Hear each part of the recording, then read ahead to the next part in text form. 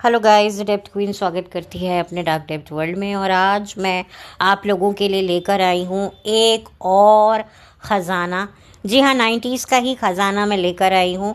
आप लोगों ने 90s की फ़िल्मों के बारे में तो आप सभी लोग जानते ही होंगे कि ज़्यादातर 90s में एक्शन रोमांस या एक्शन थ्रिलर या एक्शन सस्पेंस मूवीज़ बहुत आती थी।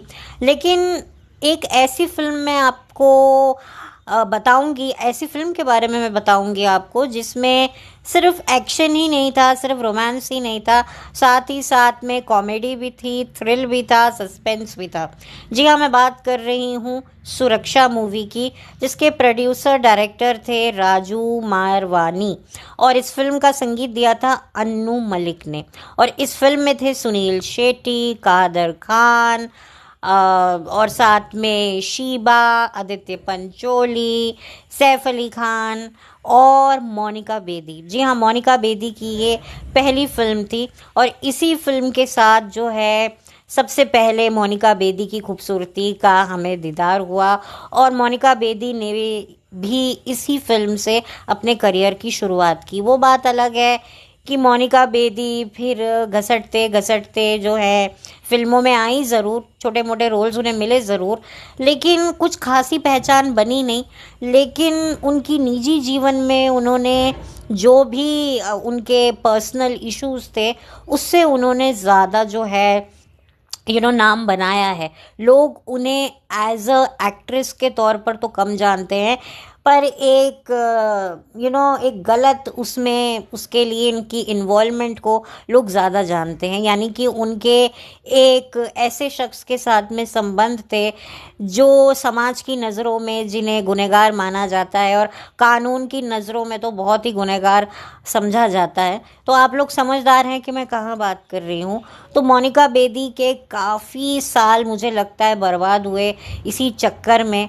और आई थिंक जब तक वो इन सब पछड़ों से बाहर निकली तब तक उनका एज भी जा चुका था। और क्या होता है ना कहीं आपका कॉन्फिडेंस काफ़ी लूज़ कर जाता है।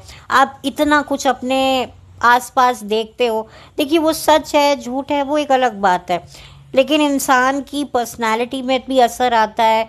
और जब आप इतने लोगों के घेरे में, शक के घेरे में कह लो या अंडर द स्कैनर कह लो रहते हो, तो फिर कहीं ना कहीं आपकी पर्सनालिटी में बहुत ज़्यादा फ़र्क आता है।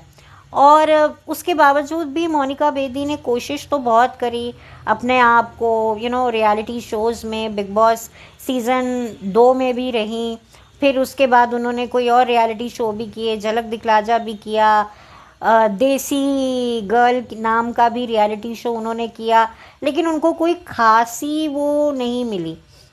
और अब मोनिका बेदी ज़्यादा से ज़्यादा संभावना सेठ के व्लॉग्स में दिख जाती है।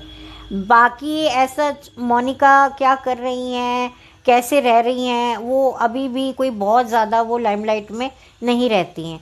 बट खैर ठीक है, बंदी अच्छी थी, अच्छी दिखती थी। लेकिन वही वाली बात है कि जब आप किसी उसमें फंस जाओ, चाहे अपनी मर्ज़ी से फंसो, चाहे आपको कोई साजिश करके फंसा दे, तो बड़ा डिफ़िकल्ट होता है अपनी आप को जो है उस सिचुएशन से निकालना। और आपका वक्त कह लो, आपकी एनर्जी कह लो, आपकी फैमिली सभी डिस्टर्ब हो जाती हैं। तो खैर ये बहुत ज़्यादा मुझे लगता है ट्रॉमेटाइज टाइम था जो मोनिका बेदी ने बिताया है। आई डोंट नो अभी भी वो कैसी ज़िंदगी जी रही हैं, वो तो वही जाने। बट स्टिल हाँ, अब जो है उनकी लाइफ में इतना पीस है कि अब उन्हें किसी गलत चीज़ के लिए, गलत चीज़ के संपर्क में उनका नाम नहीं जोड़ा जाता है कि हाँ उनके इनसे रिलेशन है या उससे रिलेशन है। तो ये एक बात है। लेकिन अभी भी कोई मोनिका बेदी कोई खासा काम तो करती हुई नहीं दिखाई देती हैं। बट ठीक है, एटलीस्ट बदनामी से तो बेहतर ये गुमनामी ही है। एटलीस्ट आपको एक मेंटल पीस तो मिलता है। तो खैर ये तो मोनिका बेदी की थोड़ी सी एक बात हो गई। अब बात मैं करूँगी कि इस फिल्म में शीबा भी थी। शीबा जो आजकल जिनके इंटरव्यूज़ सोशल मीडिया पे बड़े वायरल हो रहे हैं कि भाई कैसे हम 90s के दशक में काम करते थे, क्या था क्या नहीं था। और शीबा का करियर भी काफ़ी ज़्यादा उतार चढ़ाव से भरा रहा। उन्होंने डायरेक्टर के साथ, आकाशदीप के साथ शादी भी कर ली और उनके साथ वो सोशल मीडिया पे काफ़ी रील्स वगैरह भी बनाती है। उनके जो हस्बैंड हैं वो भी डायरेक्टर हैं, तो उनके 2 बच्चे हैं और एक वेल सेटल लाइफ वो जी रही हैं। बट वही वाली बात है कि शीबा में काफ़ी पोटेंशियल था। उनकी कई फिल्में 90s में आई थी। उनकी एक्टिंग, उनकी कॉन्फिडेंस को, उनकी बोल्डनेस को लोगों ने बहुत अप्रिशिएट किया था। लेकिन वही वाली बात है कि कई बार इतना सब कुछ होने के बावजूद भी आपको वो मुकाम नहीं मिलता है।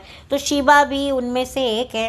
लेकिन शीबा का इसमें रोल भी ठीक ठाक है। 90s में एक्ट्रेसेस के ऐसे ही रोल हुआ करते थे।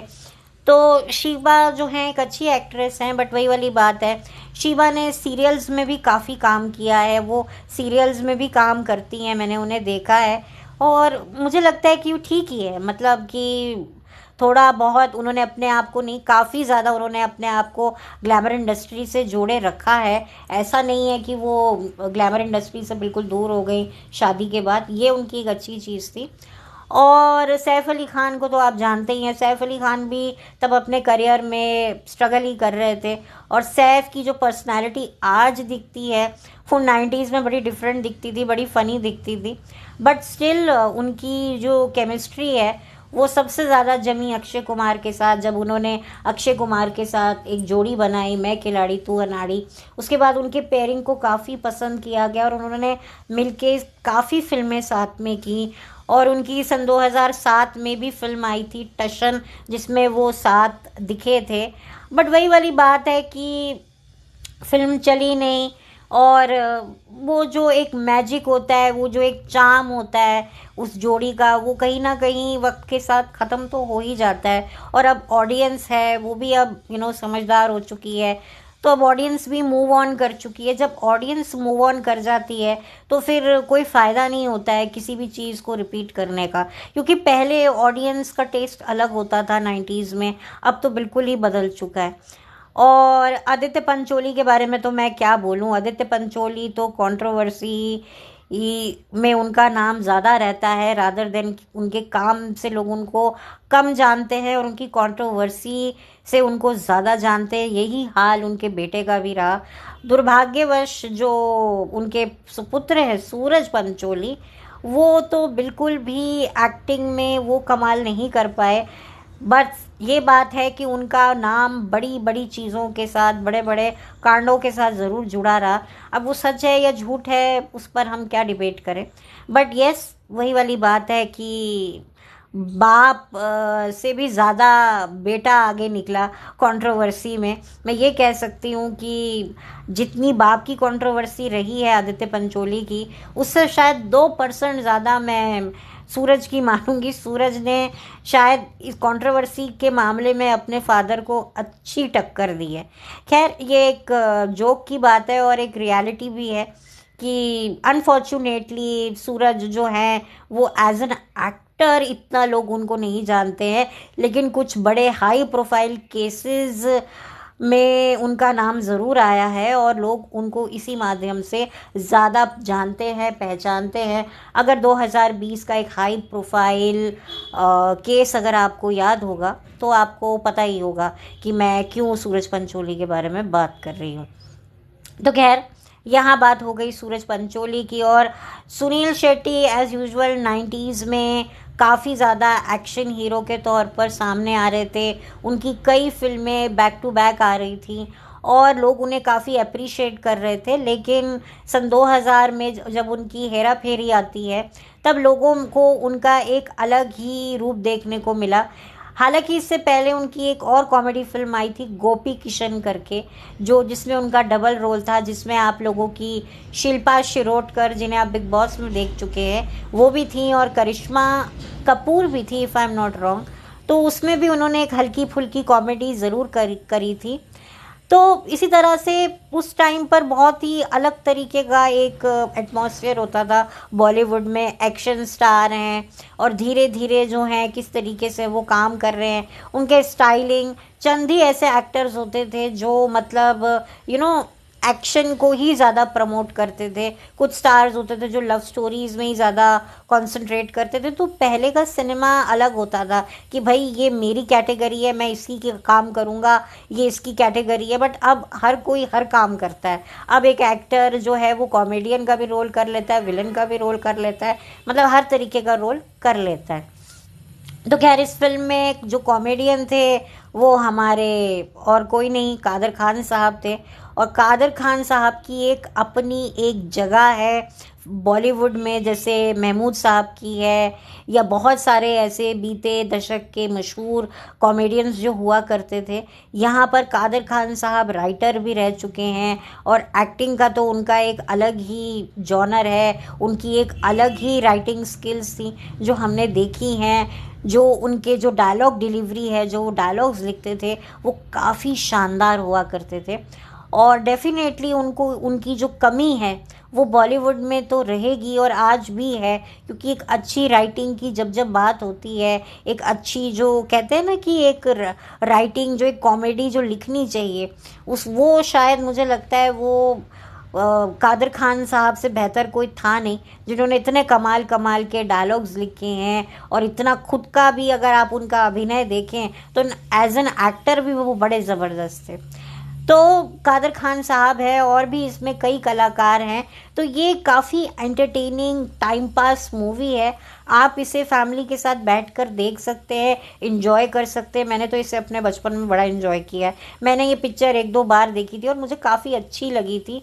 और मुझे काफ़ी ज़्यादा टाइमिंग जो है कादर खान की और सुनील शेट्टी सब अपने अपने काम में बहुत ही अच्छे थे। इसमें दिव्या दत्ता भी हैं। तो दिव्या दत्ता जिनको आज आप OTT प्लेटफॉर्म पे या फिल्मों में अच्छे रोल्स करते देखते हैं, वो भी एक टाइम पर बॉलीवुड एक्ट्रेस के ही तौर पर आई थी। लेकिन वही वाली बात है कि उन्होंने वक्त रहते समझ लिया कि मुझे एग्जैक्टली करना क्या है, और किस्मत ने भी उनका साथ दिया कि उन्होंने इतने अच्छे अच्छे रोल्स किए हैं। एक बहुत अच्छी चरित्र अभिनेत्री हैं दिव्या दत्ता।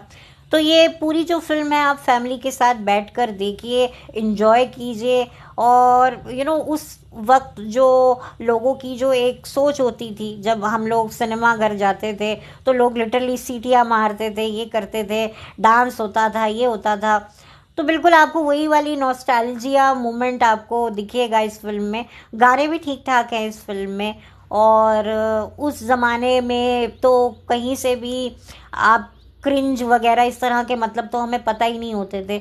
और उस तरह की जो एक स्टाइलिंग होती थी एक्ट्रेसेस की, उस ज़माने में किस तरीके से एक्ट्रेसेस अपने आप को एक्सप्लोर करती थी, किस तरीके से प्रेजेंट करती थी, वो देखकर भी आपको अच्छा लगेगा। जो एक 90s का जो एक स्टाइल होता था एक्ट्रेस का, वो भी आपको देखने को मिलेगा और काफ़ी अच्छा भी लगेगा। और थोड़ा सा एक वो फील आएगा कि यार हम ये सब क्या क्या देखकर यहाँ तक पहुँचे, तो बड़ी एक अच्छी फीलिंग आएगी। और अब अपने बच्चों को भी अगर ये फिल्म दिखाएंगे तो कोई वैसी वाली फिल्म नहीं है, अब बिल्कुल फैमिली फ्रेंडली मूवी है। अगर आप अपने बच्चों को एक्शन मूवी दिखाने में इंटरेस्टेड हैं और कुछ मतलब एंटरटेनिंग के साथ एक्शन दिखाना चाहते हैं, तो ये फिल्म आप ज़रूर देखिएगा। और ये फिल्म यूट्यूब पर इजीली अवेलेबल है। पॉसिबल होगा तो मैं इसका लिंक डिस्क्रिप्शन बॉक्स में डाल दूँगी, और आप लोग अपना एंजॉय कीजिए और बताइएगा आप लोगों का क्या एक्सपीरियंस रहा इस मूवी को जब आपने अपने टाइम में देखा था, अपने बचपन में देखा था। तो चलती हूँ, लौट कर मिलती हूँ। Have a blessed day. और डेफिनेटली आपको थोड़ा सा बुरा भी लगेगा इन स्टार्स को देखकर। ऐसे भी आपको स्टार्स दिखेंगे जो इतने पोटेंशियल थे, इनके पास इतनी काबिलियत थी, पर उसके बावजूद भी उनको वो मुकाम नहीं मिला जो वो डिज़र्व करते थे। और कुछ ऐसे भी फ़नकार थे जो इतने टैलेंटेड थे, बट अब वो हमारे बीच में नहीं है। तो एक ये फीलिंग भी आएगी कि यार कितना टैलेंट हुआ करता था और कितने अच्छे आर्टिस्ट हुआ करते थे, और कैसे उनकी पहले इतनी सुख सुविधाएं नहीं होती थी, शूटिंग के शेड्यूल, अब तो सब हाईटेक है, एडिटिंग वगैरह, अब सारी टेक्निक्स बदल गई हैं। पर उस ज़माने में इतनी टेक्निकल फैसिलिटीज़ ना होने के बावजूद भी कितनी टाइम लगता था एक फ़िल्म बनने में, तो कैसे एडजस्टमेंट होता था, कैसे डांसिंग होता था, सब कुछ कैसे मैनेज होता था, ये भी आपको फ़िल्म देखकर पता चलेगा, तो अच्छा लगेगा आपको। तो मेरी तरफ से तो आप ये फ़िल्म ज़रूर देखिएगा और अपने एक्सपीरियंसेस ज़रूर शेयर कीजिएगा। तो चलती हूँ, बाय।